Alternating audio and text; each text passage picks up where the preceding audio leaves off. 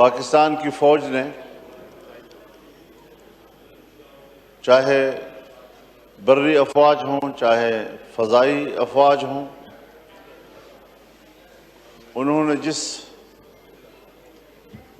بہادری کے ساتھ اور جس خوبصورت حکمت عملی کے ساتھ دفاع کیا ہے،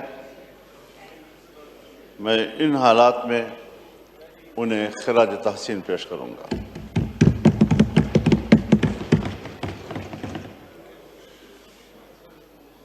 آج جمعے کا دن ہے۔ جمعیت علماء اسلام نے پورے ملک میں آج یوم دفاع وطن کے طور پر منانے کا فیصلہ کیا ہے، اور تمام ائمہ و خطباء سے اپیل کی ہے کہ وہ بھارتی جارحیت کی بھرپور الفاظ میں مذمت کریں۔ جو بھی پاکستان کا موقف ہے، پاکستان کے موقف کو اس وقت اجاگر کرے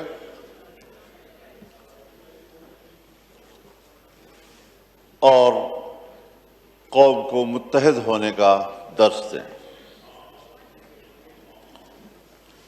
اسی حوالے سے انشاءاللہ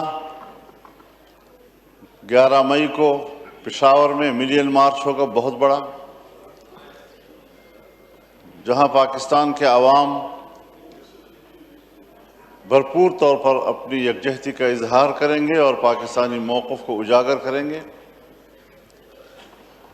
اور پھر 15 مئی کو کوئٹہ میں انشاءاللہ ملین مارچ ہوگا اور پورے بلوچستان کا عوام اس میں اپنی یکجہتی کا اظہار کرے گا۔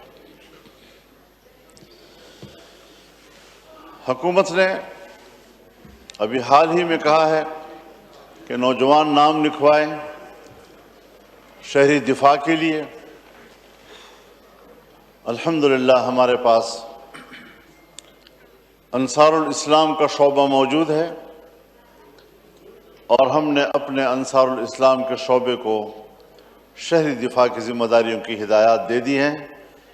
جہاں جہاں بھی خدا نہ کرے کوئی نقصان ہوتا ہے، کوئی پاکستانی شہری متاثر ہوتا ہے، تو اس کی مدد کے لیے پہنچنا، ان کو طبی امداد مہیا کرنا، ان کو ریلیف دینا، جو بھی ممکن صورت ہو ایک عام شہری کے ہاتھوں، انشاءاللہ ہم وہ کردار ادا کرنے کا اعلان کرتے ہیں۔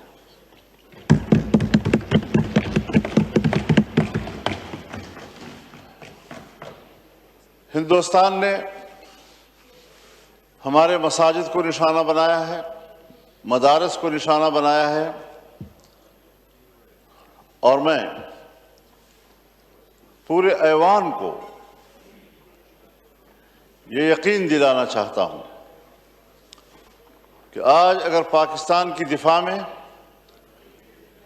صف اول پر پہلے مورچے میں اگر کوئی لڑ رہا ہے یا لڑنے کا عزم رکھتا ہے، تو وہ آپ کے دینی مدرسے کا نوجوان ہے، جو بین الاقوامی دباؤ میں بھی رہتا ہے، حکومت پاکستان کے دباؤ میں بھی رہتا ہے۔ میں یہ تجویز کروں گا کہ اس تصادم کا سلسلہ اب ختم ہونا چاہیے، اور مدارس کے حوالے سے جو کمٹمنٹس آپ نے کی ہیں، جو قانون سازی آپ نے کی ہے، میری گفتگو کو محض سیاسی بات نہ سمجھی جائے، بلکہ حقیقی معنوں میں یہ ایک سنجیدہ سوال ہے جو آپ کے لیے بھی ہے، آپ نے بھی اس کو طے کرنا ہے، گورنمنٹ نے بھی اس کو طے کرنا ہے، اور دنیا کو دکھانا ہے کہ ہم ایک ہیں۔ اگر میں ملکی مفاد میں اور ملکی دفاع میں آپ کے ساتھ ایک صف میں کھڑا ہوں، تو پھر آپ کو بھی میرے ساتھ ایک صف میں کھڑا ہونا ہوگا۔ تعاون وہ دو طرفہ معاونت کا نام ہے، یک طرفہ معاونت کا نام نہیں ہے۔ ہم اپنے تعاون اور شانہ بشانہ لڑنے کا اعلان کر چکے ہیں۔ پتہ نہیں آپ دینی مدارس کو کب اپنے پاکستانی سمجھیں گے اور کب پاکستانی کے طور پر آپ ان کے ساتھ روش اختیار کریں گے۔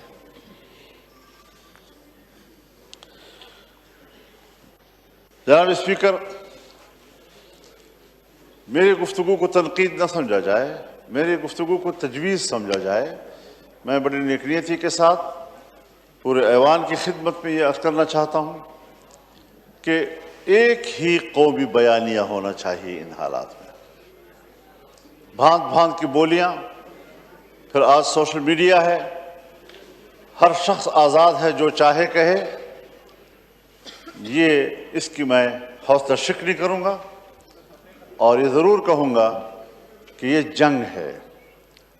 جنگ میں پھول نہیں بکھیرے جاتے، جنگ میں آگ برستی ہے۔ اور یہ میں نہیں کہہ سکتا کہ ہماری اس جنگ کی سطح کیا ہے۔